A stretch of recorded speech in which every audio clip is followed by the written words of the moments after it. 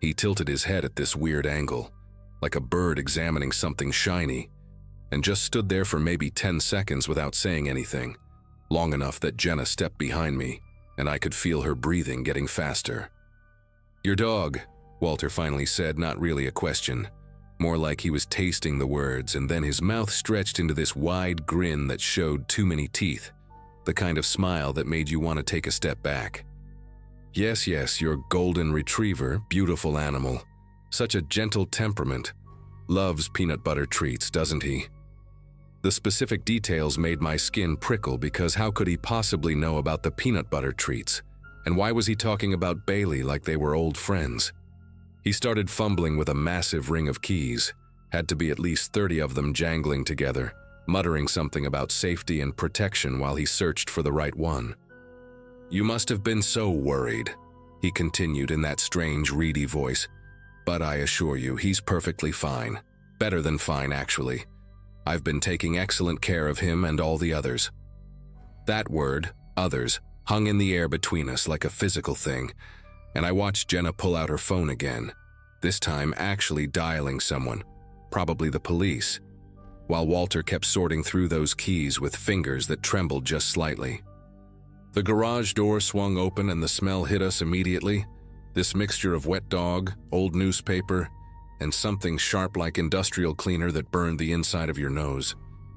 Walter flicked on a single bare bulb that swayed from a wire, casting these crazy shadows that made everything look twice as big as it actually was. What I saw in that garage still shows up in my dreams sometimes, not because it was gruesome or bloody, but because it was so methodically arranged, so precisely organized. Along both walls were metal cages, the kind you'd see at a vet's office, stacked too high and running the entire length of the space, maybe 12 or 14 total. Each cage had a water bowl, a small blanket folded into a perfect square, and a laminated index card taped to the front with information written in tiny, obsessive handwriting. Names, addresses, dietary preferences, medical conditions, favorite toys.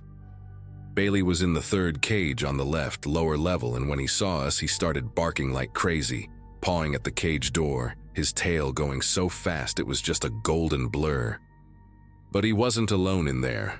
I counted at least 8 other animals, mostly dogs, but also 2 cats in the upper cages, including a black lab I recognized from the missing posters on Oakwood Street, and a beagle that belonged to the Nguyens who lived behind us. Walter stepped into the garage behind us, moving with this strange shuffling walk, and started talking in this calm, almost proud voice, like he was giving us a tour of some kind of achievement. They were all in danger, you see, every single one of them, and nobody else seemed to notice or care enough to do something about it. He walked over to Bailey's cage and stuck his fingers through the bars to scratch behind his ears, and Bailey, my dog who usually loved everyone, pressed himself against the back of the cage trying to get away from him. "Your fence, for instance," Walter continued, pulling out a small notebook from his pajama pocket and flipping through pages covered in the same tiny handwriting, "has a weak spot near the northwest corner where the wood is rotting from sprinkler damage. Could collapse any day now. And then where would Bailey be? Lost, scared, maybe hit by a car on the busy street 2 blocks over." He had pages and pages of notes about every house in the neighborhood, sketches of yard layouts, detailed schedules of when people let their pets out, which dogs were left alone during the day, which cats were allowed to roam at night. The Nguyens' beagle, according to his notes, was at risk because they often forgot to latch their gate properly, and the black lab from Oakwood Street had nearly been poisoned because the owners used pesticides on their lawn without reading the warnings about pet exposure. "You're all so careless with them," Walter said, and for the first time his voice had an edge to it, this undercurrent of genuine anger that made me instinctively move closer to Jenna. "Leaving them outside in thunderstorms, feeding them cheap food full of chemicals, letting them run around without proper supervision, treating them like property instead of family." He opened another cage and pulled out a small terrier mix I didn't recognize, cradling it against his chest while it trembled and tried to squirm away. "This one was left tied to a tree for 6 hours yesterday while the owners went shopping. 6 hours in the sun, with only a tiny bowl of water that tipped over within the first 30 minutes. His fingers were gentle with the dog, but his grip was firm, not letting it escape despite its obvious distress, and those thick glasses caught the swaying light in a way that made his whole face look distorted. I've been watching all of you for months, documenting the neglect, the casual cruelty, the complete inability to provide proper care, and finally, I decided someone had to intervene. Someone had to keep them safe until you all learned to be better guardians. Behind us, I could hear sirens in the distance getting closer, and Jenna must have actually gotten through to the police, but Walter didn't seem to notice or care, just kept stroking that terrified little dog while explaining how he'd been slipping into yards during the day when people were at work, using special treats he'd developed himself with calming herbs to make the animals trust him.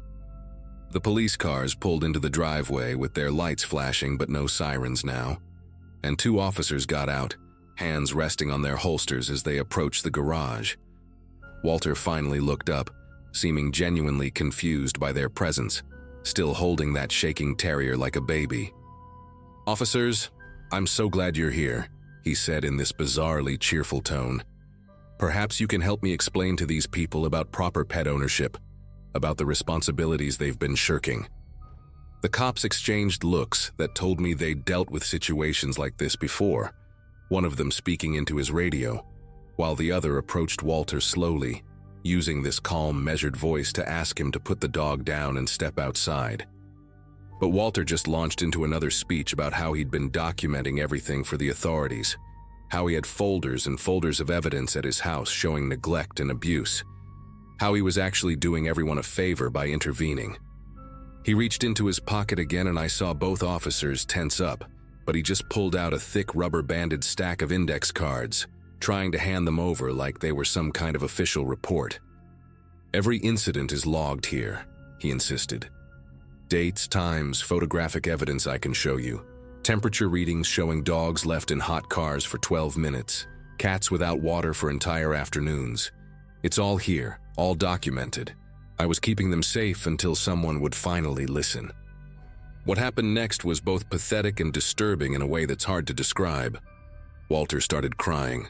Not dramatic sobs, but these silent tears that ran down his face and fogged up his glasses, while he still tried to maintain that horrible smile. He set the terrier down carefully in its cage, his movements slow and deliberate like he was handling china, then walked over to Bailey's cage and opened it with one of his many keys. Bailey bolted straight to us, nearly knocking me over, whimpering and pressing against our legs like he was trying to merge with us, and I dropped to my knees to hold him, feeling him shake against my chest. I gave him his heartworm medication, Walter told us matter-of-factly while the officer guided his hands behind his back for the handcuffs. "The dose you were 3 days late on according to the schedule on your refrigerator calendar, which I photographed through your kitchen window last month." The specificity of that violation, the casual admission that he'd been watching us through our windows, made my stomach turn in a way that had nothing to do with the smell in that garage. The second officer was already opening cages, checking tags and collars, calling in additional units to help return all the animals while Walter kept talking, explaining his feeding schedules, which animals had special dietary needs, reminding them that the tabby cat in cage 7 had diabetes and needed insulin shots twice a day, information he couldn't possibly have known unless he'd been inside people's houses or going through their trash to find vet records. They led Walter away, still talking, still trying to explain his system, mentioning something about a larger facility he'd been preparing in his basement for winter months when the garage would be too cold. The way he said it so casually, like it was the most logical thing in the world, made everyone freeze for a second before one of the officers radioed for a warrant to search his house immediately. Over the next 2 hours, the street filled with police cars and animal control vans, neighbors coming out in their robes and slippers as officers returned their missing pets, some of whom had been gone for weeks, according to the dates in Walter's meticulous records. The woman from Oakwood Street burst into tears when they brought out her black lab, and the Nguyens kept apologizing to their beagle, like it could understand them, promising better gate latches and longer walks and premium food from now on. Inside Walter's house, they found what he'd mentioned: a half-finished setup in the basement with heating lamps, ventilation systems, and enough caging to hold probably 30 animals, along with filing cabinets full of surveillance photos, detailed maps of the neighborhood with every pet marked, and journals going back 2 years describing his growing disgust with what he saw as unfit pet owners. He'd been planning this for so long, convinced he was some kind of savior, and the really twisted part was that some of the animals actually were in better condition than when they disappeared, well-fed and groomed, their medical needs attended to with a precision that would have been admirable if it hadn't been completely insane. We got Bailey home just as the sun was coming up, both Jenna and I calling in sick to work, because neither of us could imagine leaving him alone that day. He wouldn't eat at first, just followed us from room to room, needing to keep us in sight at all times, flinching whenever we walked past the back door like he thought someone might take him again. The detective who came by that afternoon to take our full statement told us Walter had been a veterinary technician years ago, lost his license after getting caught stealing animals from the clinic he worked at, supposedly to give them better homes with people he deemed worthy. This whole thing had been his twisted attempt at running some kind of intervention program, and he genuinely couldn't understand why everyone wasn't grateful for his help. We changed our locks even though Walter was in custody, installed security cameras that probably made us look paranoid, and started walking Bailey on a leash, even in our own fenced yard. The neighborhood felt different after that, smaller somehow, like the safe distance between houses had collapsed and we were all uncomfortably aware of how easily someone could watch us, document our routines, decide we weren't good enough. 6 months later, we moved across town to a house with a taller fence and better sight lines from the windows. And sometimes when Bailey barks at nothing in the middle of the night, I still get this sick feeling in my gut, wondering who might be out there taking notes, deciding whether we deserve to keep him.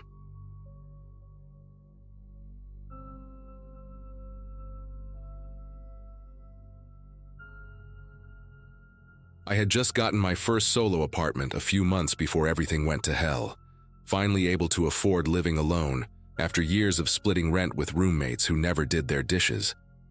It was September 2022, and I'd been in this one-bedroom unit in a quiet building near downtown Columbus since May, working from home as a medical transcriptionist and genuinely enjoying the peace and quiet. The building was one of those pre-war constructions with thick plaster walls that actually did their job. You could barely hear anything from the other apartments, which was perfect for someone like me who needed complete silence to focus on audio files and medical terminology. Most of my neighbors were either retired folks or other young professionals who minded their own business, and the building manager, an older guy named Frank, kept everything running smoothly. I was 28, and finally feeling like a real adult with my name on a lease, my own furniture, and nobody else's mess to clean up. Everything changed when the guy in apartment 2B moved in that August, right next door to my unit, 2A.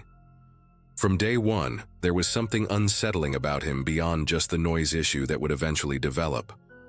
He had this peculiar habit of standing in the hallway for long periods, not doing anything, just standing there breathing heavily like he'd run a marathon. I'd catch glimpses of him through my peephole sometimes when I heard footsteps stop outside my door. A tall, lanky man, probably in his 40s, with greasy shoulder-length hair and clothes that looked like they hadn't been washed in weeks. He never made eye contact with anyone in the building, always kept his head down, but you could feel him watching you once you passed him. The elderly couple across the hall, the Andersons, mentioned to me once that they'd seen him carrying in strange equipment at odd hours, industrial-looking cases and metal pipes that seemed too heavy for normal household use. The noise started about 3 weeks after he moved in, always between midnight and 4 in the morning, this rhythmic mechanical grinding that would pulse through the wall we shared. It wasn't music or television or even normal construction sounds. It was something else entirely, like heavy machinery being operated in intervals, 15 minutes on, 10 minutes off, over and over again. The sound would vibrate through my bedroom wall, making sleep impossible, and I'd lie there trying to figure out what the hell someone could be doing at that hour that would create such a specific pattern of noise. I tried earplugs, white noise machines, even moved my bed to the opposite wall. But nothing helped because the vibration seemed to travel through the floor and ceiling too. After 2 weeks of this torture, averaging maybe 3 hours of sleep a night, I was exhausted and desperate, making stupid mistakes in my transcription work that I'd never made before. That Friday night in mid-September, when the grinding started up at exactly midnight like clockwork, I finally had enough and called the police to file a noise complaint. The dispatcher sounded bored, probably dealt with these calls all the time, but she said they'd send someone over when they had a unit available. I watched through my peephole as 2 officers showed up about an hour later, knocked on 2B's door, and had what looked like a brief, calm conversation with my neighbor, though I couldn't hear what was being said. The noise stopped immediately after they left, and for the first time in weeks I got a full night's sleep, thinking maybe the problem was finally solved. I even left a polite note under his door the next morning, apologizing for involving the police but explaining that I really needed quiet to work and sleep, trying to smooth things over like a reasonable adult. Saturday passed without incident. No noise, no encounters in the hallway, nothing unusual at all. And I actually started to relax, caught up on some overdue transcription assignments, and even went out for drinks with a friend that evening. When I got home around 10 that night, slightly buzzed and in a good mood for the first time in weeks, I noticed something on my doormat that definitely hadn't been there when I left. It was a plain manila envelope, no markings, no address, no stamps, just sitting there perfectly centered on the welcome mat like someone had placed it with deliberate care. I picked it up, noticed it was light, almost weightless, and figured maybe it was from the building manager, or possibly even an apology note from my neighbor. The hallway was dead silent as I unlocked my door, and I remember thinking how nice it was to finally have peace and quiet again, how maybe things would go back to normal now. Inside my apartment, I tossed my keys on the counter and opened the envelope while walking toward my bedroom, pulling out what appeared to be a single photograph, printed on regular computer paper. At first, my brain couldn't process what I was seeing, because it made no sense. It was a picture of someone sleeping in a bed, taken from above at an angle, like whoever took it had been standing at the foot of the bed looking down. The person in the photo was lying on their side, face partially visible against the pillow, wearing a white t-shirt I recognized immediately, because it had a small coffee stain near the collar that I'd been meaning to bleach out. My legs went weak as I realized I was looking at myself, asleep in my own bed, in my own room, photographed by someone who had been standing right there, maybe 3 feet away from where I'd been unconscious and completely vulnerable. The walls of my apartment suddenly felt paper thin, like they couldn't protect me from anything, and I had to grab the doorframe to steady myself as the full implications hit me. With trembling fingers, I flipped the photo over and found a timestamp printed on the back in small black numbers. Friday, September 16th, 2022, 1:47 a.m. My heart started pounding so hard I could hear it in my ears as I realized that was last night, less than 24 hours ago, about 30 minutes after the police had left, and I'd finally fallen asleep. Someone had been in my apartment, in my bedroom, standing over me while I slept, close enough to touch me, and I hadn't woken up, hadn't heard anything, hadn't even stirred. I ran to my bedroom and checked everything. The window was still locked from the inside. The bedroom door showed no signs of tampering. Nothing was out of place or missing. My laptop and wallet were still on the nightstand exactly where I'd left them. The only evidence that someone had been there was this photo. This impossible photo that shouldn't exist, taken by someone who had somehow gotten into my locked apartment without leaving a trace. I immediately called 911 again, this time reporting a break-in. My voice shaking so badly the dispatcher had to ask me to repeat myself twice. While waiting for the police, I grabbed a knife from the kitchen and went through every inch of my apartment, checking closets, behind the shower curtain, under the bed, anywhere someone could possibly hide. The same 2 officers from the night before showed up, and I could see the skepticism in their eyes when they recognized me, probably thinking I was some paranoid troublemaker trying to get back at my neighbor. But when I showed them the photo, their expressions changed completely. especially when the younger one pointed out something I hadn't noticed in my panic. In the background of the photo, barely visible in the darkness, you could see the reflection of the camera flash in my bedroom mirror. And in that reflection, there was the vague outline of a figure holding up a phone. They took the photo as evidence, dusted for fingerprints around my door and windows, and told me they'd question the neighbor again.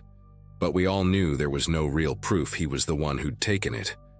After the police left, there was no way I was staying in that apartment alone, so I packed a bag with shaking hands and called my friend Kevin to ask if I could crash at his place for a few nights. While throwing clothes into my duffel bag, I kept checking every corner of my bedroom, paranoid that someone might still be watching, and that's when I noticed something that made my knees buckle. My bedroom door had one of those old-fashioned keyholes, the kind you could look through if you wanted to, and there were fresh scratch marks around it on the hallway side, like someone had been picking at the paint with their fingernails. But what really got me was when I bent down to look closer. There were smudges on the brass keyhole cover, greasy fingerprints that caught the light, and when I looked through the keyhole from the hallway side, I had a perfect view of my bed. Someone had been watching me through that keyhole, probably for weeks, learning my sleep patterns, waiting for the perfect moment. Kevin picked me up within 20 minutes, and I spent that night on his couch, jumping at every little sound, unable to close my eyes without seeing that photo in my mind. The next morning, running on zero sleep and pure adrenaline, I went straight to the building manager Frank's office and told him everything, showed him copies I'd made of the photo before giving the original to the police. Frank went pale when he saw it, immediately started talking about changing locks and installing security cameras, but then he said something that made everything click into place in the worst possible way. He mentioned that the previous tenant of 2B had moved out suddenly after complaining about someone entering his apartment while he was at work, finding things moved around, food missing from his refrigerator, and once even finding muddy footprints leading from his bedroom to the bathroom that weren't his shoe size. Frank had dismissed it as paranoia at the time, thought maybe the guy was having mental health issues, but now he was starting to wonder if there was something more to it. Maybe something involving the building's maintenance access, or the old servants' passages that had been sealed up decades ago but might still have weak points. That afternoon, Frank called in a contractor to inspect the walls between apartments 2A and 2B, and what they found still gives me nightmares when I think about it. Behind my bedroom closet, which shared a wall with 2B, there was a panel that had been carefully cut and replaced, invisible unless you knew exactly where to look and press. It opened into a narrow space between the walls, barely wide enough for a person to squeeze through sideways, filled with old insulation and decades of dust, except for one area that showed clear signs of recent disturbance. A path worn through the grime, fresh scratches on the wooden beams, and horrifyingly, a small pile of candy wrappers and empty water bottles stashed in the corner. The contractor followed the passage and found it connected not just our two apartments, but ran through the entire length of the building, with access points cut into several units, all done with precision tools that explained the grinding noise I'd been hearing. My neighbor hadn't been making noise to annoy me. He'd been cutting his way into the walls, creating his own private network of passages to watch and visit whoever he wanted, whenever he wanted. The police arrested him that same day, found him in his apartment surrounded by hundreds of photos printed on cheap computer paper. Pictures of me, the Andersons, the young couple in 1A, even Frank checking the mail, all taken without our knowledge over the past month.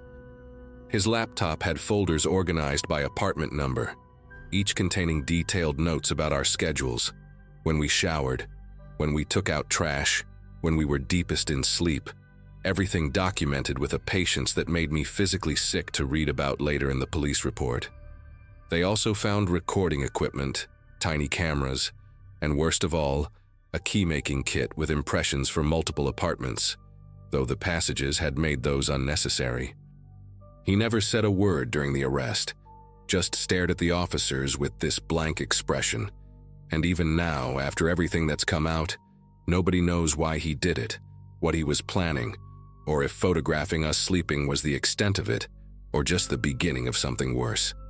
I moved out the next week, broke my lease without penalty given the circumstances, and found a new place across town, a modern building with security cameras and a doorman who checks everyone who enters.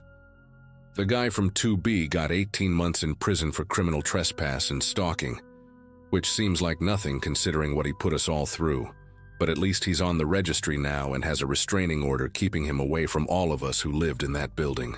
Sometimes I still wake up at night thinking I hear that grinding sound, and I compulsively check my closets for hidden panels, run my fingers along the walls looking for seams that shouldn't be there. The Andersons moved to Florida to be closer to their kids.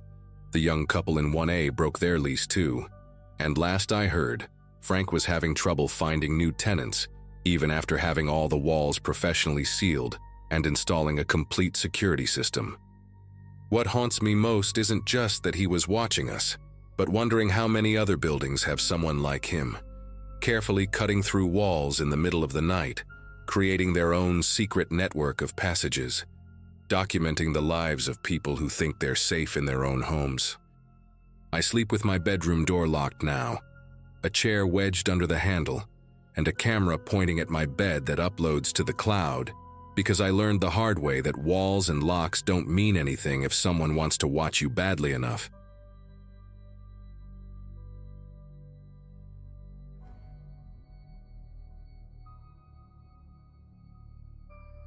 My electric toothbrush was facing the wrong direction that morning. Sounds stupid, right? But when you charge the same blue Oral-B in the exact same spot every single night for 2 months, you notice when it's suddenly pointing at the wall instead of the mirror. I stood there in my pajamas, holding my coffee mug with the chipped handle, staring at it like it might explain itself.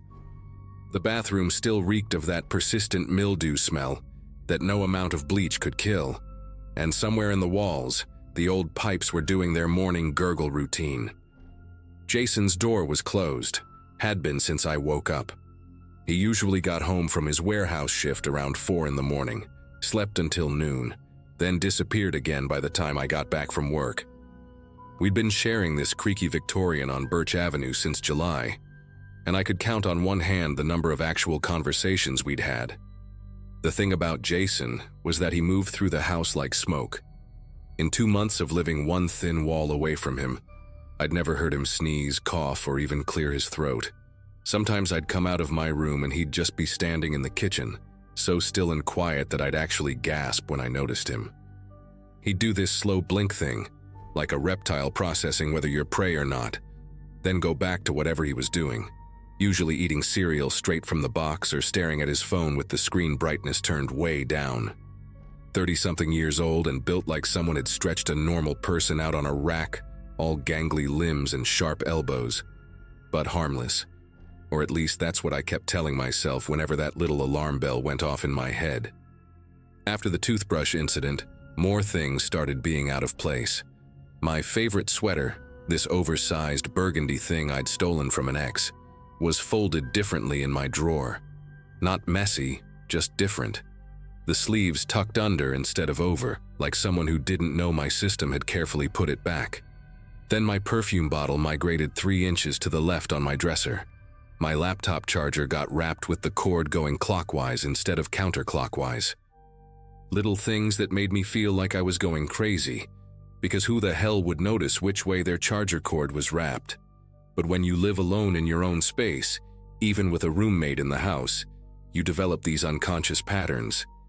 And when those patterns get disrupted, your brain starts firing off warning signals even if you can't articulate exactly what's wrong. I started testing myself, taking photos of my room before leaving for work each morning. Phone propped against my mirror, capturing my desk, my dresser, my nightstand, even the way my shoes lined up by the door. Then I'd compare them when I got home, zooming in like some kind of detective, looking for differences. Most days, nothing. But then on a Friday, 2 weeks after the toothbrush thing, I caught it. My hairbrush had rotated maybe 45 degrees. The book on my nightstand, some self-help garbage about reclaiming your power after trauma that my sister had given me, was closed, even though I distinctly remembered leaving it open, pages down, to hold my place because I'd lost the receipt I was using as a bookmark. These weren't things that could happen from the house settling or vibrations from trucks outside. Someone had been in my room. The rational part of my brain kept making excuses. Maybe I was stressed from the Johnson campaign at work. Maybe I was sleepwalking. Maybe I had some kind of weird memory problem.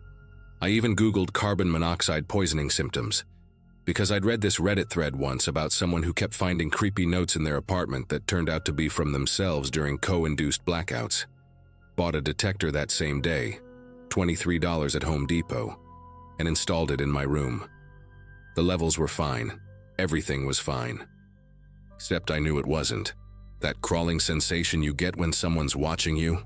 I had it constantly now, even when Jason wasn't home, especially in my room, like the walls themselves had absorbed someone's attention and were playing it back on a loop. I tried the logical approach first, changed my door handle to one with a lock. Jason didn't say anything about it when we passed in the hallway, just did his signature slow blink and shuffled to the kitchen. Started keeping my valuable stuff in a lockbox under my bed, jewelry, passport, the emergency cash my dad insisted I keep hidden. But the little disturbances continued. A single hair tie moved from my nightstand to my desk. My face wash turned backward in the shower caddy, my pillow slightly off-center on the bed. Whoever was doing this wasn't interested in stealing from me. They just wanted to touch my things, to leave these tiny fingerprints on my life that only I would notice. It was like living with a ghost who got their kicks from gaslighting you. Except ghosts don't eat Lucky Charms at 2 in the morning or leave their work boots by the front door. The camera was $49 on Amazon, this tiny thing that looked like a phone charger cube. I set it up on a Sunday when Jason was at work, positioned it on my bookshelf between a fake plant and some old college textbooks I'd never thrown away. The angle captured most of my room, the bed, the door, the dresser. The app sent clips to my phone whenever it detected motion. The first few days were just me getting ready in the morning, coming home and flopping on my bed. Normal stuff. I started to feel stupid, paranoid, like maybe I really was just stressed and imagining things. Then Wednesday night happened. I was at my friend Megan's place for her birthday dinner, one of those wine and pasta nights that stretched until midnight. Jason would definitely be at work. He always left by 7:30 sharp.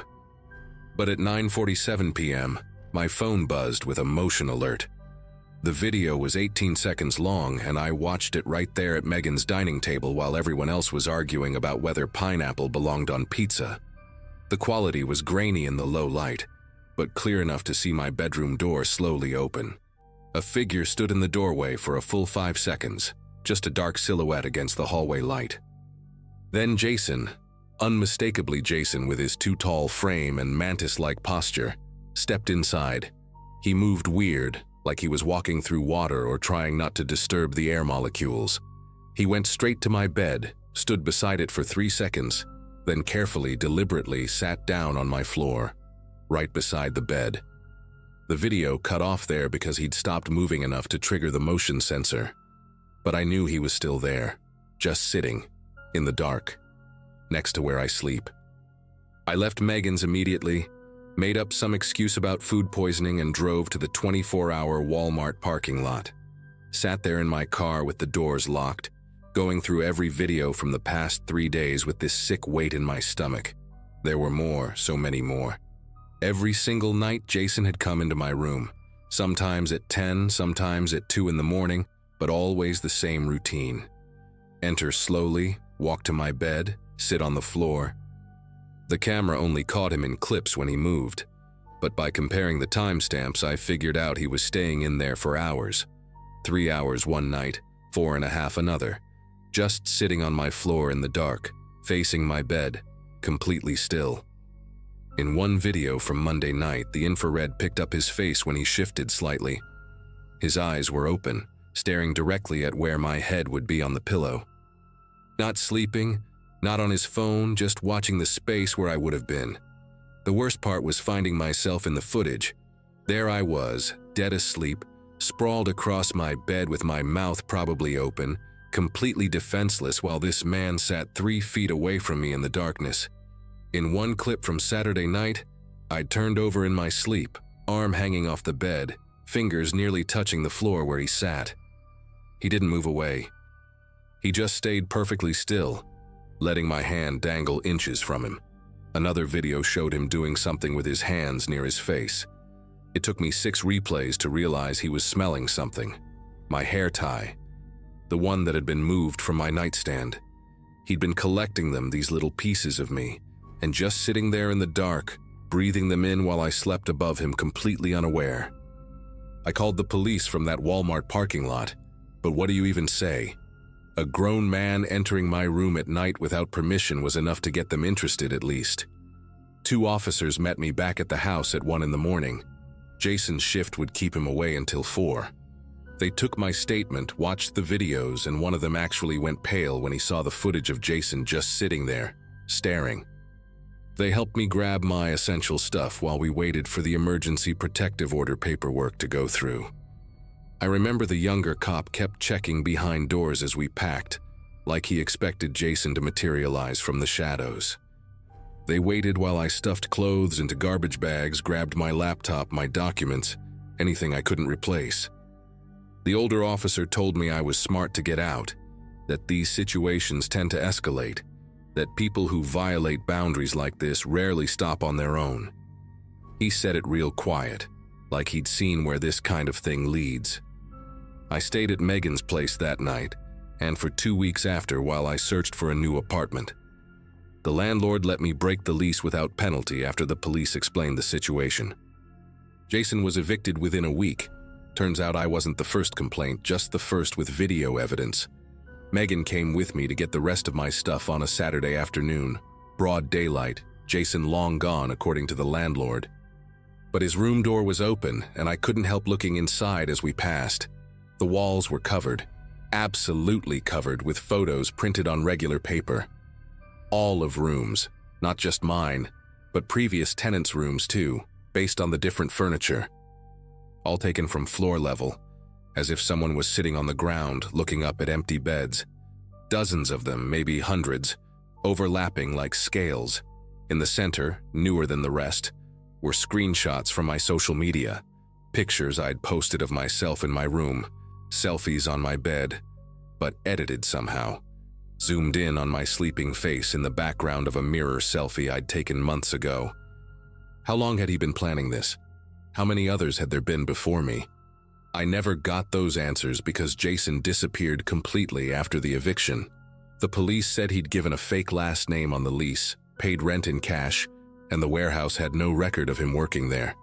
Sometimes I still dream about those hours he sat in my room, and I wake up checking the floor beside my bed, even though I live alone now in a studio apartment with 3 deadbolts and a security system. Sometimes I still feel like someone's watching me sleep, but at least now I know it's just the ghost of that fear, not a real person sitting in the darkness, breathing in the scent of my life.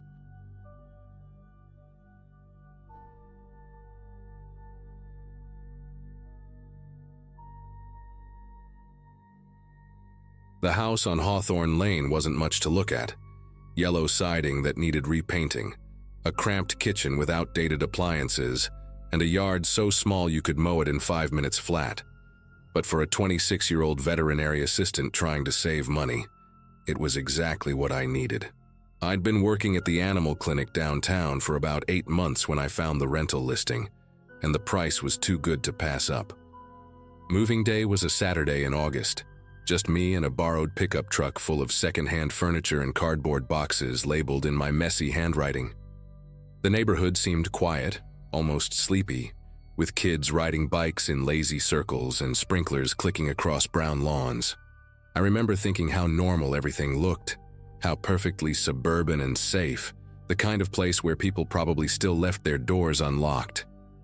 That first week I kept busy unpacking and trying to make the place feel like home, hanging curtains and scrubbing years of grime off the bathroom tiles. My neighbor to the left was a man named Douglas Harmon, probably in his early 50s, with thinning gray hair that he always combed straight back with too much gel. He worked at the local hardware store. I'd seen him there when I bought paint for my bedroom, and drove a beige Toyota Camry that he washed every Sunday morning at exactly 8:30. Douglas had this peculiar way of smiling, where only the corners of his mouth moved up while his eyes stayed completely flat, like someone had taught him the mechanics of smiling, but not the actual emotion behind it.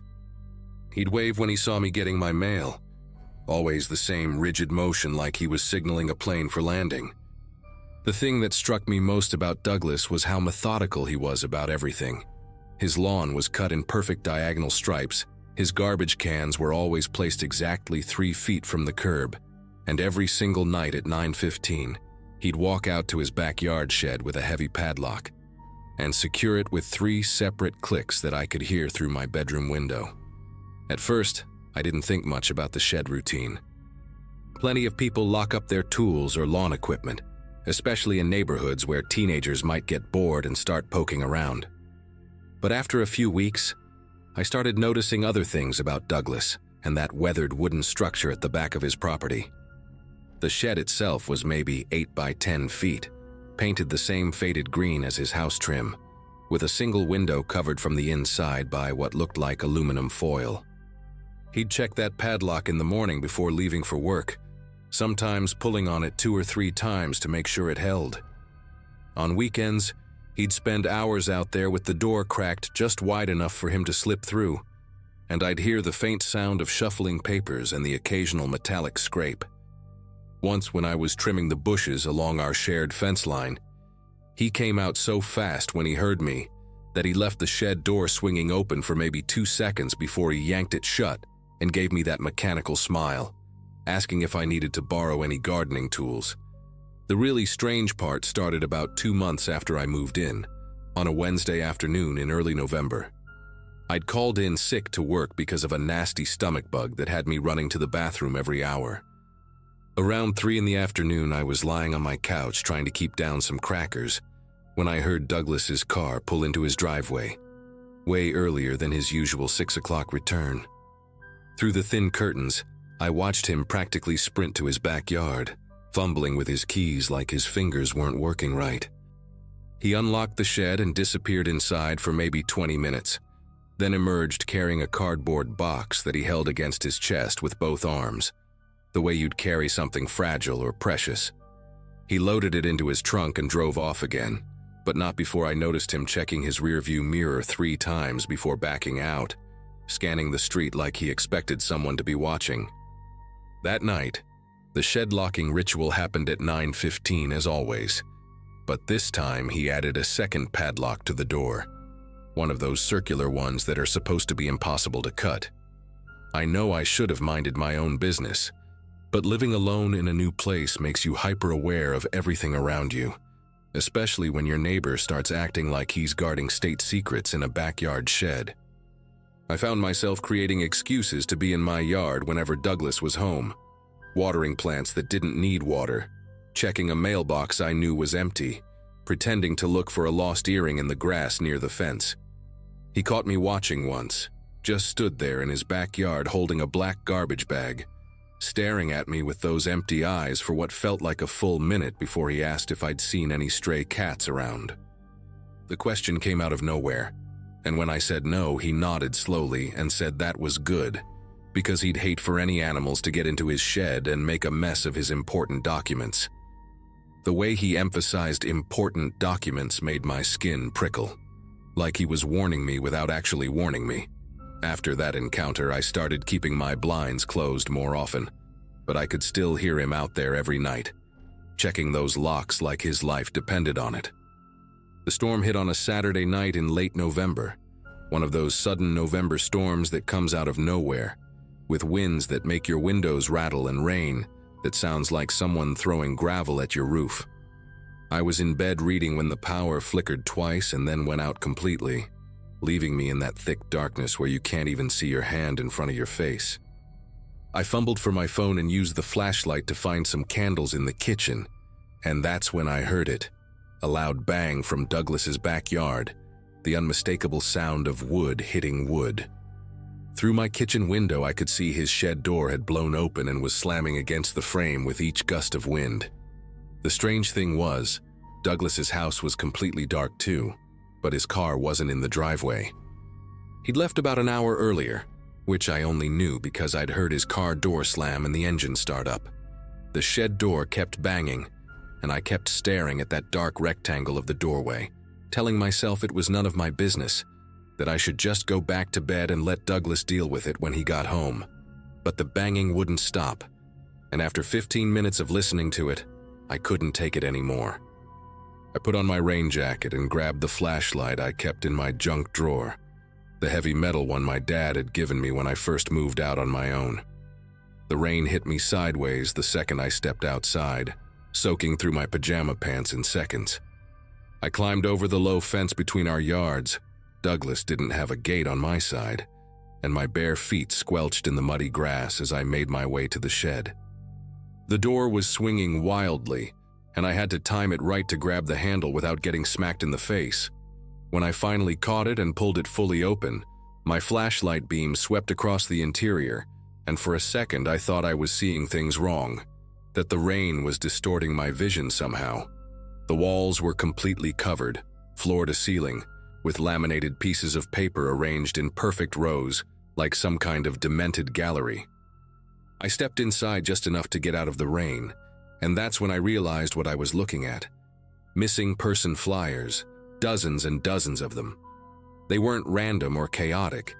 Each flyer was meticulously placed with exactly 2 inches between them, held up by small brass pins that gleamed in my flashlight beam.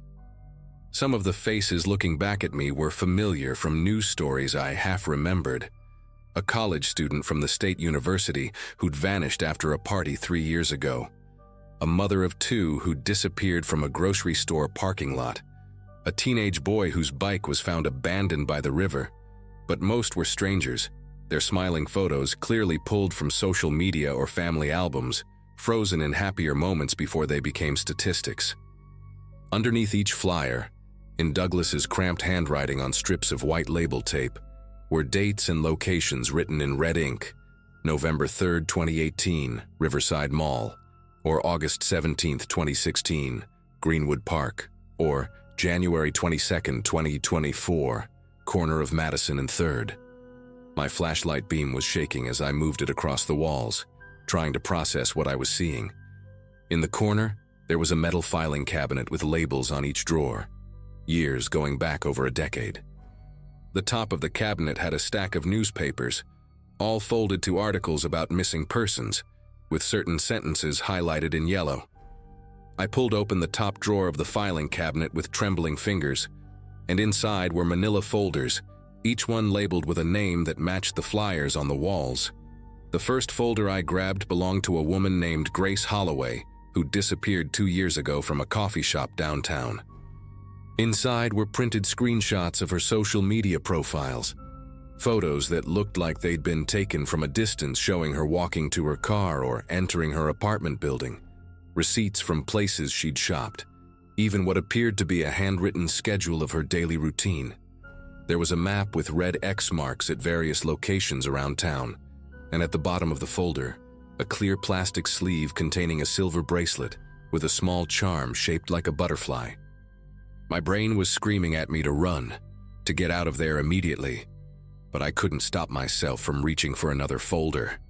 This one was for a man named Robert Chu, missing since 2016, and it contained the same type of surveillance-like photos, the same obsessive documentation, and in the plastic sleeve at the back, a leather wallet with Robert's driver's license still inside. The sound of a car engine cutting through the storm made my entire body go rigid. Headlights swept across the side of the shed as Douglas's Camry pulled into his driveway, earlier than I'd expected him back. I shoved the folders back into the drawer and pushed it closed, but the metal made a loud screech that seemed to echo even over the rain. There was no time to get back to my house. I could already hear his car door slamming and his footsteps on the wet driveway. I did the only thing I could think of and pressed myself against the wall behind the door, trying to control my breathing as Douglas's silhouette appeared in the doorway. He stood there for what felt like forever, rain dripping off his jacket, head moving slowly from side to side like he was examining every inch of his collection. Then he spoke, not loudly but clear enough that I could hear every word over the storm. "I know someone's been in here. Things have been moved." He took a step inside and I could smell him. That mixture of hardware store dust and something medicinal, like hydrogen peroxide.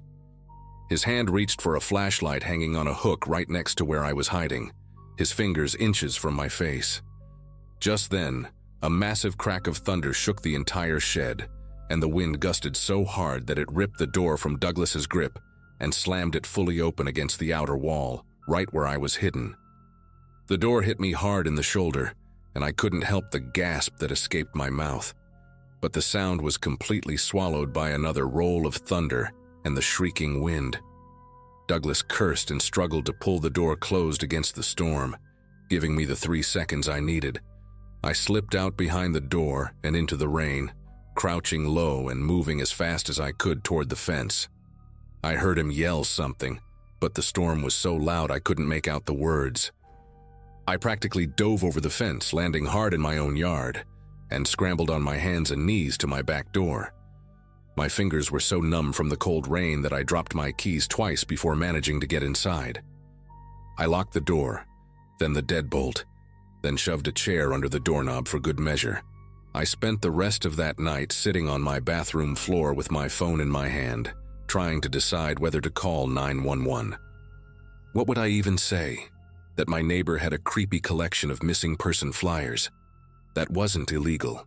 The personal items in those folders, though, the surveillance photos, those had to mean something. But I had no proof, no photos of my own, and I'd been trespassing in his shed. Around 4 in the morning, I finally worked up the courage to peek through my bedroom blinds. Douglas was standing in his backyard, perfectly still in the rain, facing my house. He stayed there for another hour until the storm finally started to die down, then walked back to his shed and secured it with what looked like 3 new padlocks. The next morning, I called in sick to work again and drove straight to the police station. I told them everything, even admitted to trespassing, but the detective who took my statement seemed more concerned about my breaking and entering than anything else. He said they'd look into it, but without evidence of actual crimes, there wasn't much they could do about someone collecting newspaper clippings in their own shed. I packed my things that same afternoon, throwing everything into boxes without even wrapping the breakable stuff, just needing to get out of there as fast as possible. While I was loading my car, Douglas came out of his house and walked over, that mechanical smile plastered on his face.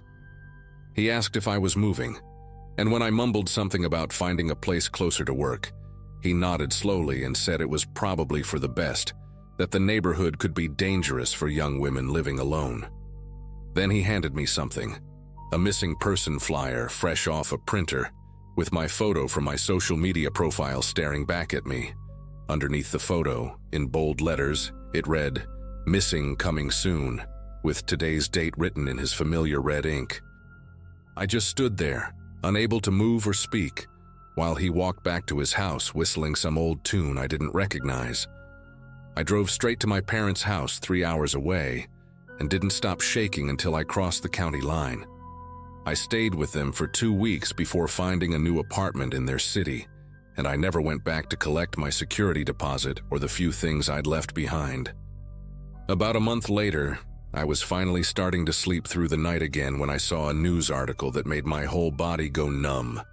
A woman named Claire Brennan had disappeared from Cedar Heights, last seen at a gas station about 6 blocks from my old rental house. The article mentioned that she was new to the area, lived alone, and had just started a job at a dental office downtown. But what really got me was the photo they used. I recognized it immediately as one I'd seen in Douglas's shed, already laminated and labeled with a date that was still 2 weeks in the future, when I'd seen it that night in November. I called the detective who'd taken my statement, gave him Claire's name and every detail I could remember, but he just said they'd add it to the file. They questioned Douglas apparently, even searched his shed with his permission, but found nothing except what the detective described as an extensive collection of public news materials related to his hobby of following missing persons cases. 2 more people disappeared from Cedar Heights over the next year, both young professionals who'd recently moved to the area, and Douglas still lives in that house. Still locks his shed every night at 9:15, probably with new folders and new photos that nobody will ever believe exist.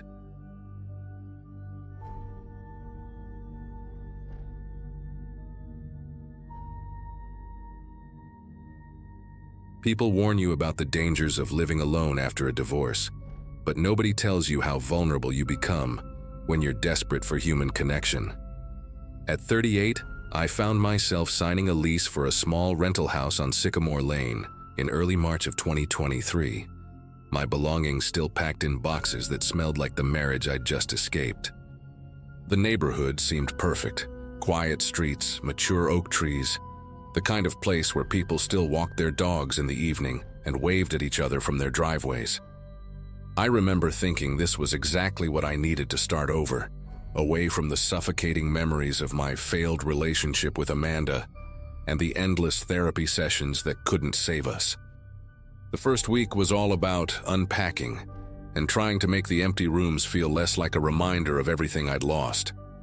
My furniture looked wrong in the new space, like actors on the wrong stage, and I spent hours rearranging things just to feel like I had some control over something in my life. I met Diane on my 4th day there, when she appeared at my door with a casserole dish covered in aluminum foil and a smile that seemed genuine enough to lower my guard. She must have been in her early 50s, with graying hair pulled back in a practical ponytail and clothes that suggested she worked from home. Comfortable sweatpants and an oversized cardigan despite the warming weather.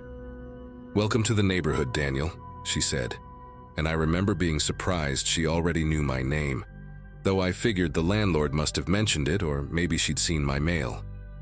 The lasagna she brought was incredible, layers of homemade pasta and a meat sauce that reminded me of Sunday dinners from childhood, and when I returned her dish the next day, she invited me in for coffee. Her house was the mirror image of mine, but felt lived in, with photos covering every surface and the smell of vanilla candles mixing with something baking in the oven. She talked about the neighborhood gossip while refilling my cup 3 times, mentioning how the previous tenant of my house had left suddenly in the middle of the night, which she laughed off as probably just breaking a lease the wrong way. Over the next few weeks, Diane became a constant presence in my new routine, always appearing at just the right moments with exactly what I needed. When I came home exhausted from a particularly brutal day at the accounting firm, she'd knock with takeout from my favorite Thai place, pad ki mao with extra basil, just how I liked it, though I couldn't remember ever mentioning my preference to her. She helped me set up my home office, suggesting I put my desk by the window facing east because morning people like you work better with natural light. And somehow she was right about me being a morning person. The thing is, I'd been working remotely since the divorce, keeping odd hours to avoid thinking too much, so there was no way she could have noticed my schedule from normal neighbor observations. She even brought over a small potted orchid one afternoon, saying it would brighten up my workspace, and mentioned offhandedly that Amanda had never appreciated how hard I worked to provide for us. That stopped me cold, because I knew I hadn't told her my ex-wife's name. The little intrusions started to add up like drops of water, forming a flood I couldn't quite see yet. One evening, she texted me. I'd given her my number for emergencies, asking if I needed anything from the grocery store since she was heading out, and she listed items I was actually out of: milk, eggs, that specific brand of whole grain bread I always bought, even the protein powder I used for my morning shakes. When I mentioned I'd been having trouble with my laptop running slowly, she showed up the next day with a USB drive containing the exact software I needed for my work, plus some extras she thought I might find useful. She knew I was allergic to shellfish without me ever mentioning it, always steering restaurant recommendations away from seafood places.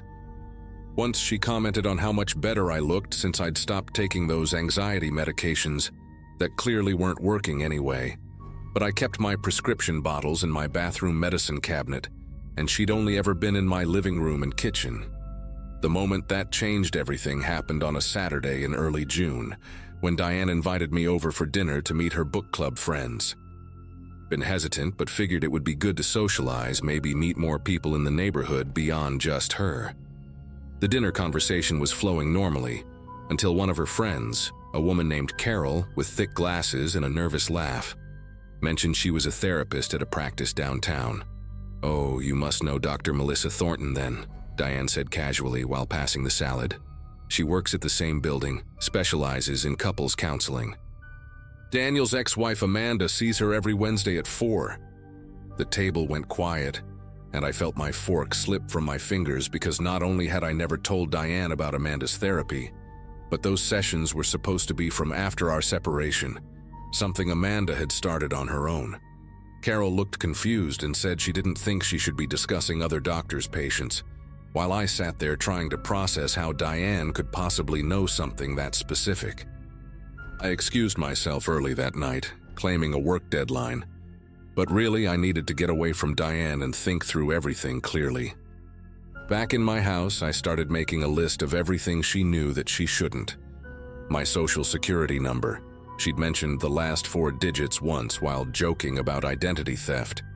My mother's maiden name, brought it up when discussing family histories. The password to my Netflix account. She'd recommended shows that only appeared on my personal algorithm. And even the fact that I'd been browsing online dating profiles but hadn't messaged anyone yet.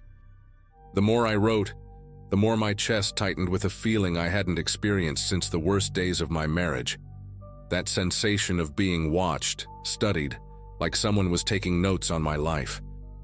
I changed all my passwords that night, using my phone's data instead of my home Wi-Fi, and even put tape over my laptop camera, feeling paranoid but unable to shake the certainty that somehow she was monitoring everything I did.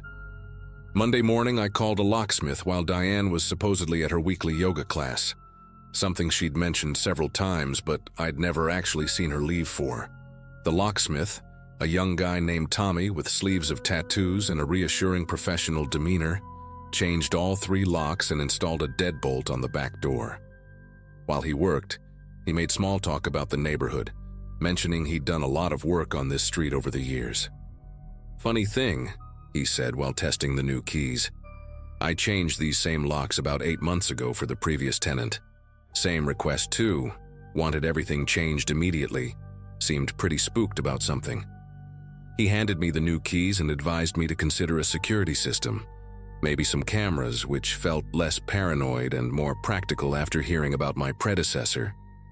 I spent the rest of that day working from a coffee shop downtown, unable to focus but needing to be away from the house while I processed everything.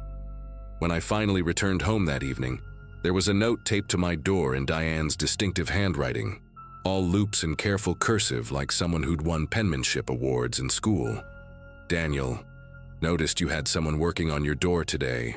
Hope everything's okay. Made extra portions of that chicken marsala you love. It's in your fridge. D." My blood turned to ice because I knew I'd locked the door when I left, and the new deadbolt was still engaged when I got back. Inside, sure enough, there was a covered plate in my refrigerator, still warm like it had just been placed there. I searched the entire house, checking windows, looking for any sign of how she'd gotten in, but everything was exactly as I'd left it except for that single plate of food. The chicken was even prepared without mushrooms, accommodating a preference I'd developed after a bad food poisoning incident 3 years ago that I'd never discussed with anyone in this neighborhood. That night, I barely slept, jumping at every creak and shadow, convinced I'd hear her trying the new locks or see her face at my bedroom window. Around 3 in the morning, my laptop suddenly brightened on my desk, the screen waking up despite being closed. And I saw notification after notification popping up on my phone about password reset attempts on accounts I'd forgotten I even had. My old MySpace page, a defunct dating profile from 2015, even my college alumni portal were all sending security alerts. Then my phone started showing me as active on WhatsApp, though I wasn't touching it, and I watched in horror as the typing indicator appeared in my conversation with my brother in Colorado. The message that sent itself said, "Everything's fine here, just can't sleep," which was technically true but not something I'd typed. I immediately turned off my Wi-Fi router and everything stopped, but when I looked at the available networks on my phone, there it was at the top of the list with full signal strength. "Welcome home, Daniel." The next morning, I knocked on Diane's door, determined to confront her despite not knowing exactly what I'd say or what proof I really had beyond circumstantial strangeness. She answered wearing an apron covered in flour, classical music playing softly from somewhere inside her house, looking every bit the harmless neighbor except for the way her eyes lit up like she'd been expecting me. "Daniel, perfect timing. I just pulled banana bread out of the oven. Your favorite with extra walnuts but no chocolate chips. Just how you mentioned to your mother on the phone last week." I hadn't told her about that call, had made it from my car parked outside the office building specifically for privacy. When I asked her about the Wi-Fi network with my name, she tilted her head with this concerned expression that seemed practiced, rehearsed. "Oh, honey, that's been there since before you moved in. The previous tenant was also named Daniel Brennan. Such a coincidence, right? I never got around to changing it after he left." "Is it bothering you? I can update it if you'd like, though I'll need to reset all my smart home devices." The explanation was perfectly reasonable, except I'd looked up the previous tenant out of curiosity. His name was Christopher Vaughn. I decided to leave that very day, not permanently, but just to get some distance and clarity. Threw together a bag with a week's worth of clothes and my laptop, telling myself I'd stay at a hotel near my office while I figured out next steps. Maybe contacted a lawyer or the police, though I wasn't sure what crime I'd report exactly. As I loaded my car, Diane stood on her lawn watering plants that looked perfectly hydrated already, watching me with this serene smile like she knew something I didn't. "Taking a little trip?" she called out, and when I didn't respond, she added, "Drive safe, Daniel. That construction on Highway 47 can be brutal this time of day. Take Riverside Drive instead, trust me." I hadn't mentioned which direction I was going, but she was right. There was construction on my usual route to downtown. At the hotel that night, 30 miles from Sycamore Lane, I finally felt like I could breathe again. I even laughed at myself a little, wondering if I was overreacting. If maybe she was just a lonely older woman with boundary issues and a few lucky guesses. Then I opened my laptop to do some work and found a new folder on my desktop labeled Memories, filled with photos I'd never seen before. Pictures of me sleeping in my bed taken from different angles, screenshots of my private conversations, even a video file of me singing in the shower from just that morning. The police took my report but seemed skeptical, especially when I admitted I had no idea how she'd gotten the photos or accessed my devices. They said they'd send someone to talk to her, but without concrete evidence of breaking and entering or explicit threats, there wasn't much they could do. I ended up breaking my lease, losing my security deposit but gaining peace of mind, and moved across town to a modern apartment building with security cameras, key card access, and a doorman named Paul who took his job seriously. For weeks afterward, I'd still get texts from unknown numbers with little details only she would know. Reminders to take my vitamins, warnings about traffic on my new commute, recipes for dishes I'd mentioned craving years ago. Eventually, they stopped. Or maybe I just got better at ignoring them. Last month, out of curiosity and against my better judgment, I drove past Sycamore Lane and saw a moving truck in front of my old house. There was a young couple carrying boxes inside, looking excited about their new beginning. And Diane was already there with what looked like a casserole dish, that same welcoming smile on her face. I wanted to warn them but knew how crazy I'd sound, so I just drove away, though I sometimes check the local news, waiting to see their names appear in a story I hope never gets written.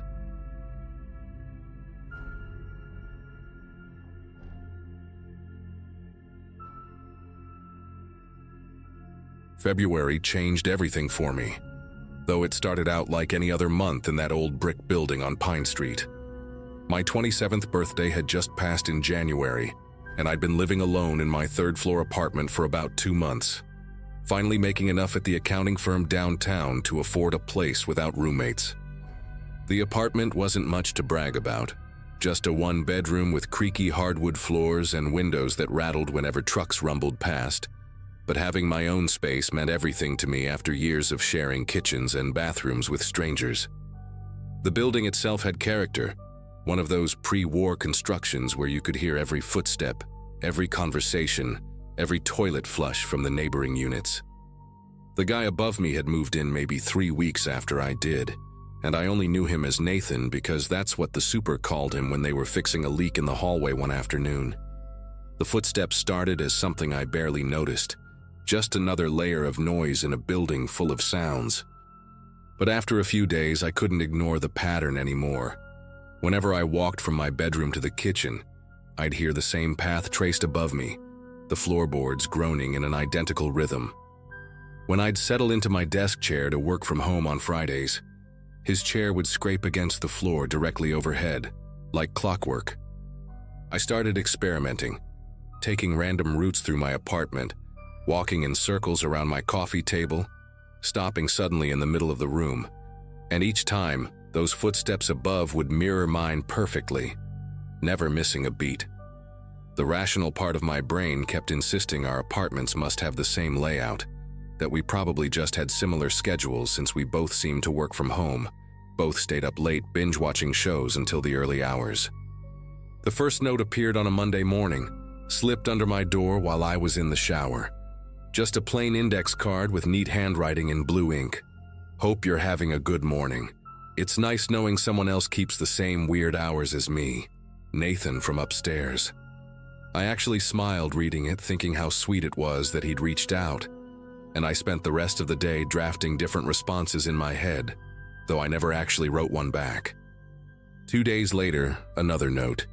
The coffee shop on the corner makes the best blueberry muffins, just thought you should know. This time I left a thank you note taped to his door, keeping things friendly but brief. The notes became a regular thing. Every few days I'd find another one. Always cheerful, always signed the same way, talking about restaurant recommendations or commenting on the weather or making jokes about the couple next door and their Sunday morning arguments. For about 3 weeks, the notes felt like a bright spot in my routine, something that made living alone feel less isolating. Nathan seemed considerate, never knocked on my door directly, never tried to corner me in the hallway, just these little written hellos that I could respond to or ignore as I pleased. But then the tone shifted, so gradually I almost didn't notice at first. "You looked tired yesterday when you came home from work," one said, which seemed odd since I hadn't seen him that day, hadn't passed him in the hallway or anything. Another one read, "That phone call last night sounded stressful. Hope everything's okay," which made my chest tighten because I'd been talking to my mom about some personal stuff, speaking quietly in my bedroom with the door closed. The footsteps above me seemed louder now, more deliberate, and sometimes I'd hear him moving around at 3, 4 in the morning, pacing directly over wherever I happened to be. I started keeping track of the notes in a journal, trying to make sense of what was happening, documenting every strange detail. "You're not alone up here," said one that arrived on a Wednesday afternoon, and something about that phrasing made my skin prickle with unease. Not "you're not alone," which could mean he was just being neighborly, but up here like we were somehow sharing the same space, like the floor between us didn't exist. I began avoiding my apartment during the day, staying late at the office, taking longer routes home, anything to minimize the time I spent beneath those matching footsteps. But the notes kept coming, sometimes 2 in a single day, commenting on things that made no sense. "Your laugh is lovely. You should do it more often," when I hadn't laughed in days. "That green dress really suits you," when I'd worn it inside my apartment with the blinds drawn. The breaking point came on a Saturday night in late February, when I decided to confront him, or at least try to understand what was happening. I'd had a couple glasses of wine for courage, and marched up the stairs to the 4th floor, my heart hammering against my ribs as I stood outside his door. I knocked 3 times, firm but not aggressive, and waited. Nothing. I knocked again, louder this time, and called out his name. Told him I knew he was home because I could literally hear him walking around up there 5 minutes ago. Still nothing, but I could hear movement inside, slow, careful footsteps approaching the door. I saw the peephole darken as he looked through it, and I stood there staring right back, waiting for him to open up, to explain himself, to do something. We stayed like that for what felt like forever, me standing in that dimly lit hallway, him watching me through that tiny lens until finally I heard him step back and walk away, his footsteps fading into the depths of his apartment. That night changed something between us, like I'd broken some unspoken rule by going to his door. The notes stopped completely. No more index cards under my door. No more friendly observations about my life. But the footsteps got worse, more aggressive somehow, stomping instead of walking, following me from room to room with a determination that felt almost angry. I'd be brushing my teeth and hear him directly above my bathroom, the ceiling creaking under his weight. I'd crawl into bed and immediately hear his bed frame scraping against the floor overhead, positioning himself right above where I lay. I stopped sleeping properly, would doze off on the couch instead of my bed. But even then, I'd wake up to the sound of him settling onto his couch too, the springs groaning in perfect synchronization with mine. I called the super Jerry, told him something weird was going on with Nathan upstairs, but Jerry just laughed and said Nathan was a model tenant, quiet guy, worked in IT, always paid rent on time. I tried explaining about the footsteps, the notes, the way he seemed to know everything about my daily routine. But Jerry looked at me like I was losing it, suggested maybe I was stressed from work. That apartment living took some getting used to. I even called the cops once when the footsteps were particularly bad. Nathan pacing in tight circles above my bed at 4 in the morning.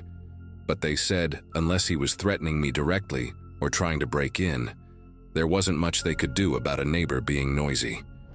The female officer did seem concerned about the notes though, told me to keep them all, document everything, just in case things escalated.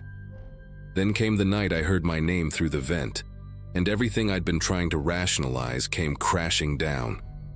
It was a Friday, around midnight, and I was lying in bed scrolling through my phone, trying to distract myself from the sound of Nathan moving around upstairs.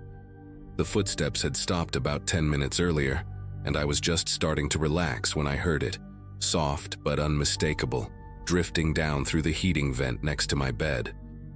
"Jessica," the voice whispered, drawing out each syllable like he was tasting the word. "Jessica, Jessica, Jessica," over and over, this quiet chanting that made my whole body go rigid with fear. I pressed my ear against the vent, thinking maybe I was imagining it, but no.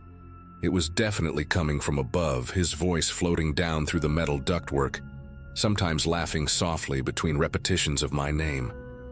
I grabbed my phone and started recording, needing proof that this was really happening, that I wasn't going crazy like everyone seemed to think. The recording picked up his voice clearly, that sing-song way he said my name, the little humming sounds he made between words. Then he said something that made my blood turn to ice water. "I know you're listening, Jessica. I can hear your breathing. We breathe together, you and me, in and out, in and out." And the horrifying thing was, he was right. I could hear his breathing through the vent, and without meaning to, I'd synchronized my own breathing with his, our inhales and exhales matching perfectly. I held my breath, trying to break the pattern, and immediately heard him laughing. This quiet, delighted sound like we were playing a game and I'd just made a really good move. That was it for me. I couldn't stay there another second. I threw on sweatpants and a hoodie over my pajamas, shoved my phone and wallet into my pockets and ran out of my apartment, not even bothering to lock the door behind me. I spent the rest of the night in my car in a Walmart parking lot, calling every friend I could think of, trying to find someone who'd let me crash at their place for a few days. My friend Brittany finally answered, said I could stay with her as long as I needed, and I drove straight there, showing up at her door at 3 in the morning looking absolutely wrecked. I played her the recording from my phone, and the look on her face told me everything. This wasn't normal, wasn't something I was imagining. This was genuinely terrifying, and I needed to get out of that apartment immediately. I never went back alone after that night. Brittany and her boyfriend came with me that Sunday afternoon to pack up my stuff, and Nathan must have known we were there because the footsteps started the moment we walked in, following us from room to room as we threw my belongings into boxes and trash bags. At one point, Brittany's boyfriend Mike got fed up and started yelling at the ceiling, telling Nathan to cut it out, that we knew what he was doing, that the cops had been notified. The footsteps stopped for about 30 seconds, then resumed, but slower, more deliberate, like he was savoring his last chance to mirror my movements.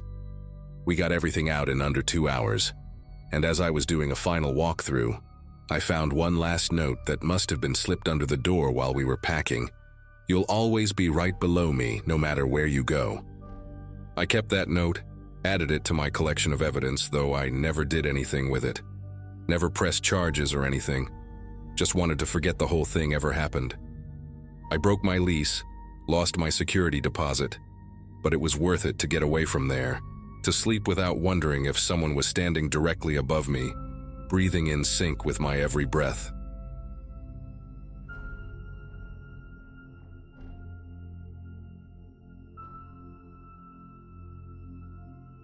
Last July, at 32 years old, I finally had enough saved up to move into Westbrook Gardens, one of those gated communities you see advertised with perfect lawns and smiling families.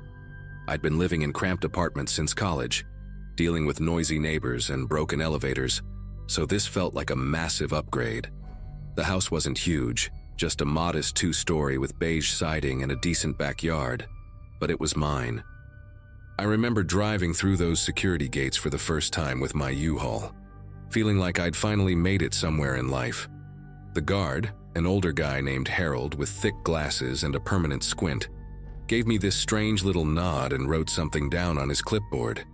I didn't think much of it then, just figured he was logging new residents or something routine like that. The first few days were exactly what I'd hoped for after years of apartment living. Quiet streets, kids riding bikes, people walking their dogs in the evening. On my third night there, while I was still surrounded by boxes and eating takeout Chinese food straight from the container, my doorbell rang around 8. Standing there was this group of 5 people, all probably in their 60s or 70s, wearing matching yellow reflective vests with Neighborhood Watch printed across the back. The woman in front, who introduced herself as Dorothy, had this oversized smile and held a plate of chocolate chip cookies that looked store-bought but were arranged on a fancy glass plate. Behind her stood 2 men and 2 other women, all holding walkie-talkies on their belts and carrying these leather-bound notebooks. Dorothy explained they were the official Westbrook Gardens Neighborhood Watch, established in 1987, and they wanted to personally welcome me and invite me to join their group. I invited them in because it seemed rude not to, even though I really just wanted to finish my lo mein and unpack my kitchen stuff. They all filed into my living room and sat down on my one assembled couch without being asked, arranging themselves in this weirdly precise formation, like they'd done this exact thing hundreds of times before. Dorothy did most of the talking, explaining how they met every Monday and Friday at 7 sharp, and that they had a special midnight meeting once a month for what she called priority matters. The way she said it, emphasizing those 2 words while the others nodded in perfect unison, made me uncomfortable. One of the men, who never actually introduced himself but had a name tag that said Eugene, kept writing in his notebook the entire time, his pen moving even when nobody was talking. I tried to peek at what he was writing, but he'd angle the notebook away whenever I shifted my position. They stayed for exactly 30 minutes, and I mean exactly, because when Dorothy's watch beeped at 8:30, all 5 of them stood up simultaneously like they were controlled by the same brain. Before leaving, Dorothy handed me a thick packet of papers, maybe 40 pages, all about neighborhood watch protocols and responsibilities. She said I should read through everything and let her know by Friday if I wanted to join, adding that participation was strongly encouraged for community harmony. The phrase stuck with me because of how she said it, like she was reciting something she'd memorized. After they left, I flipped through the packet and found pages of rules about patrol schedules, incident reporting procedures, and this whole section about maintaining neighborhood standards that seemed weirdly aggressive for a volunteer group of retirees. The next morning, I decided to take a walk around the neighborhood to get familiar with the area and maybe meet some neighbors who weren't part of the geriatric patrol squad. That's when I started noticing the symbols. At first, I thought it was just a weird coincidence, but every single house had this same marking, carved into the wood near their mailbox post. It looked like 3 intersecting circles with a triangle in the middle, about the size of a quarter, carved deep enough that it had to be intentional. Some looked fresh and clean, others were painted over but still visible underneath, and a few were so old the wood had darkened around them. I checked at least 20 houses on my street and the next one over, and every single one had it. Mine didn't, which suddenly made me feel exposed, like my house was advertising that I didn't belong there yet. I spent the rest of the week avoiding Dorothy and her crew, which turned out to be harder than expected in a gated community. They seemed to be everywhere, always walking in pairs with their vests and walkie-talkies, always taking notes on those leather notebooks. On Wednesday, I was coming home from work when I saw Eugene and another watch member standing in front of my house, just staring at my mailbox. When they saw me pulling into my driveway, they waved like nothing was weird about two old men examining my property at 6 in the evening. Eugene actually walked over to my car window and asked if I'd had a chance to review the packet, reminding me that Friday was the deadline to respond. His breath smelled like mothballs and something medicinal, and he stood way too close to my car door, basically trapping me until I promised I'd look at it that night. Friday came and I still hadn't given Dorothy an answer, mostly because the whole thing gave me the creeps, and I figured they'd just leave me alone if I ignored them long enough. Around 7 that evening, right when their regular meeting would be starting, my doorbell rang. I looked through the peephole and saw Dorothy standing there alone. No smile this time, just this blank expression that made her look like a completely different person. I didn't answer, just stayed quiet and waited for her to leave. She rang the bell 2 more times, then knocked with this slow, methodical rhythm that went on for about 30 seconds. Then she spoke, loud enough that I could hear her clearly through the door, saying that my absence was noted and that the community was disappointed in my lack of participation. She used that exact word, disappointed, drawing it out like she was talking to a misbehaving child. After she finally left, I watched through my window as she walked down my driveway and met up with the rest of the watch group who had been waiting by the street the entire time. They huddled together for a minute, all of them looking back at my house, then dispersed in different directions like they were following some predetermined route. That night, I couldn't sleep well, kept hearing noises outside, footsteps on the sidewalk, whispers that might have been the wind or might have been something else. Around 2 in the morning, I gave up trying to sleep and went to check my security camera footage from earlier, just to make sure I wasn't being paranoid. What I saw made me wish I'd never bought this house. Starting at exactly midnight, there were 12 people standing at the end of my driveway, all wearing those yellow reflective vests, all facing my house, completely motionless for 1 hour and 13 minutes before they all turned and walked away at the same time. Saturday morning, I called the security company that managed the gates, trying to report what happened without sounding completely insane. The woman on the phone, who sounded bored and half asleep, told me that the Neighborhood Watch was a sanctioned group with full authority to patrol the community at any hour. When I pushed back, saying that standing in my driveway at midnight wasn't patrolling, she got quiet for a moment, then said something that chilled me more than seeing those people on my camera. She said that according to their records, I was already a registered member of the Neighborhood Watch as of Friday night, and that my initiation period would last 90 days. I told her I never signed up for anything, never agreed to join, but she insisted their records showed my verbal consent was given to Dorothy at 7:15 the previous evening, right around the time she was knocking on my door that I never answered. I spent the rest of Saturday researching Westbrook Gardens online, trying to find anyone else who'd had similar experiences, but every review was glowing. Every social media post showed happy families and community barbecues. The only odd thing I found was a death notice from 2015 about a resident named Andrew Garrett who had died in a house fire, specifically noted as living at my exact address. More searching revealed that in the past 20 years, my specific house had changed owners 7 times, which seemed excessive even for a transient area. Each previous owner had lived there less than a year, and I couldn't find any of them online afterward, like they just vanished after moving out. That afternoon, while I was deep in this rabbit hole of research, my doorbell rang again, but this time it was just a package delivery, except I hadn't ordered anything. Inside the package was a yellow reflective vest with my last name already printed on the back, a leather-bound notebook exactly like the ones they all carried, a walkie-talkie preset to Channel 7, and a small wood-carving tool with a note that simply said, "For your mailbox, complete by Monday." The precision of the threat hidden in that mundane instruction made me realize I was dealing with something far more organized and dangerous than a group of bored retirees. That night, I started packing essential items into my car, planning to stay at a hotel until I could figure out what to do. Maybe contact a lawyer or even the police outside the community.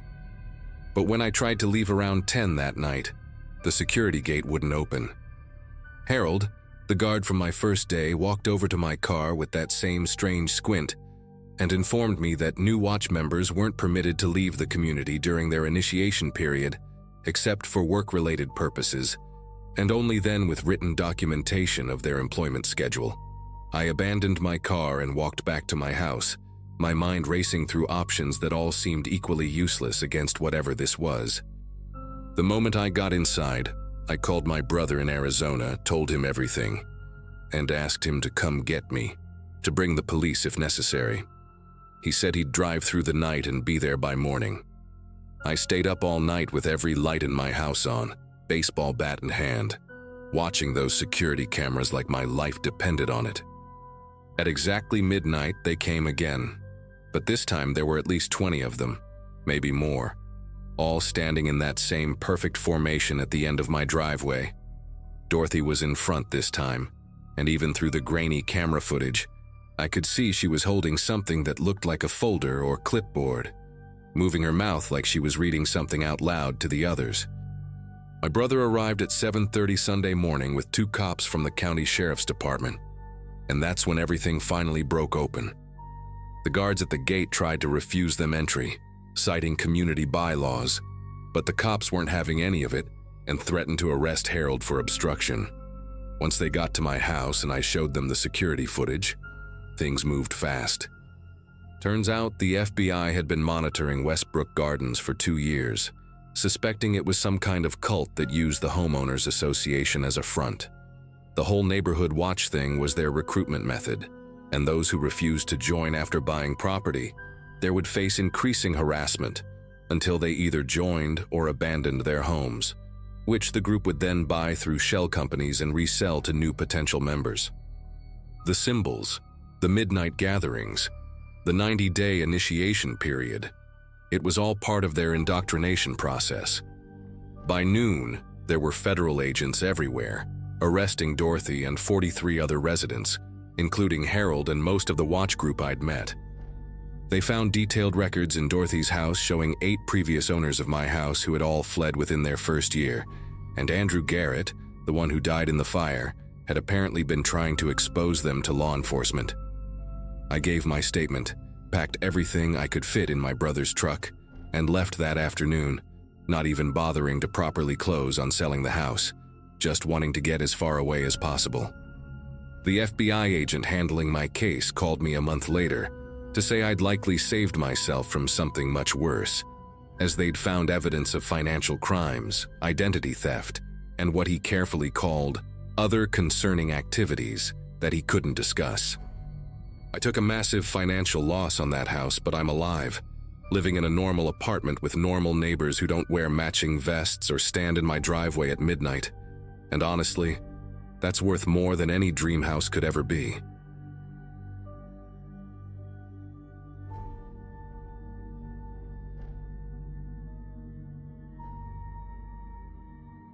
When I moved into that cul-de-sac, it felt like stepping into one of those 2 perfect postcards you find in realtor offices. Every house looked nearly identical: beige paint, trimmed hedges, wreaths that changed with the season. I had been looking for somewhere quiet after ending a long-term relationship and quitting my job in the city. The idea of starting fresh somewhere peaceful sounded like exactly what I needed. The first morning after unpacking, I woke up to a knock on the door and found a woman in her 50s holding a casserole dish big enough to feed 6 people. She introduced herself as Mrs. Hayworth from across the street and said the neighbors were so thrilled to have me join their little community. That afternoon, 3 more people stopped by. There was a couple named Gina and Mark who lived next door, both wearing matching aprons from some local barbecue event, and an older man named Earl, who seemed to be in charge of the neighborhood watch. They all repeated the same line in slightly different tones. "We like to keep everyone close around here." At the time, I thought it was just small-town friendliness. They talked about a monthly potluck at the end of every month and insisted I come. Even when I said I was still settling in, they assured me they'd make room. It was hard not to feel a little pressured, but I told myself it was harmless. Within a week, I noticed something strange about how synchronized the neighborhood seemed. Trash cans rolled out at the exact same time. Lawns got mowed in perfect unison, right down to the sound of engines starting within seconds of each other. Even their mailboxes looked recently polished. I figured they were just the kind of people who took pride in appearances, but the more I watched, the more it felt rehearsed. Every time I pulled out of my driveway, at least one of them happened to be outside, waving, smiling, pretending to garden. It started to feel less like coincidence and more like surveillance. The first potluck came sooner than I expected. The whole cul-de-sac turned into a parade of folding tables, fairy lights, and slow cookers. Everyone brought something homemade and stood in a perfect circle like it was choreographed. When I showed up with a store-bought pie, a few people chuckled softly, not unkindly, but just enough to make me feel out of place. Mrs. Hayworth clapped me on the back and said, "You'll get the hang of it soon enough." That night, as I helped clean up, I caught Gina whispering something to Mark while glancing in my direction. She smiled when our eyes met. A little too wide, a little too long. After that night, the friendliness intensified. Whenever I went for a walk, someone would appear by chance. Earl would be sweeping his driveway, Mark would be trimming hedges, or Gina would step out just to water plants that were already soaked. Once, I drove to a grocery store 2 towns over and came back to find a pie on my doorstep with a note that said, "We missed you today." The handwriting looked familiar. Neat loops like Mrs. Hayworth's, but the signature was unsigned. I told myself they were just trying to be kind, but the way they always knew where I had been made my chest feel tight every time I turned into that street. About a month later, I was coming home late from a weekend trip. Every house was dark except mine, where my porch light flickered even though I had never left it on. The motion sensor light across the street blinked too, as if reacting to something I couldn't see. As I stepped out of my car, I heard faint laughter, not loud but close enough to carry through the hedges. When I turned around, all the curtains in Earl's house were drawn except one narrow slit, and behind it, a shadow moved. I stood there for a while, pretending to look for my keys, waiting for whoever was watching to move away. The shadow didn't. It just stayed there, still, like it was waiting for me to go inside first. The next morning, I found a stack of flyers taped neatly to my front door. Each one was identical. Neighborhood potluck, attendance encouraged. What unsettled me most was that my name had been written by hand at the bottom of each flyer, in different handwriting. One looked like Earl's, another like Gina's, and one even had the same perfect loops as Mrs. Hayworth's notes. I tore them all down and threw them in the trash, but later that day, as I took out the bin, the flyers were back, folded neatly on top of the lid. Someone had been on my property again. That night, I locked every door and window before going to bed. Around midnight, I woke up to the sound of footsteps on my porch. The boards creaked in a slow, measured rhythm. One step, a pause, then another. I held my breath, too scared to move. After a few moments, the sound stopped, followed by the faint scrape of something sliding under my door. I waited until morning to check. On the floor lay an envelope, unmarked, sealed with tape. Inside was a single sheet of paper, every neighbor's handwriting combined into one chilling sentence. "We're so happy you finally fit in." I packed a bag that morning, convinced I was leaving. But before I could load my car, Mrs. Hayworth appeared on the sidewalk with her usual calm smile. She said she noticed my light had been on late and wanted to check in. Behind her, Earl leaned on his mailbox, pretending to read the paper. Gina waved from her porch. It was as if they had all appeared at once, positioned in a triangle around me. I forced a smile and told her I was visiting family. She tilted her head and said, "Good. Family's important here." Then she gestured toward the envelope still on my porch. "We're so glad you got our note." That night, I checked into a cheap motel 15 miles away. When I turned on the television, a local commercial played, an advertisement for the Crestfield Homeowners Association, showing the same street I had just left. Everyone was there, smiling and waving, standing in front of their houses. For a split second, I thought I saw myself too. Same clothes, same hair, standing among them and smiling like I belonged. The screen glitched, and when it cleared, my image was gone. I called the police the next morning to request a welfare check on the neighborhood. The officer I spoke to said there was no record of a Crestfield court in that area, only a wooded lot with an old access road that hadn't been maintained for years. I even drove back to confirm it myself, and he was right. There was nothing there but overgrown grass and cracked pavement leading into the trees. No houses, no mailboxes, no neighbors. Just silence. I have since moved twice, and I still find things in my mailbox that I never ordered. Birthday cards signed by people I never met. Grocery flyers from a town that doesn't exist. The most recent envelope arrived last week. No return address. Inside was a short note written in the same mixture of handwritings as before. "We're so happy you never left.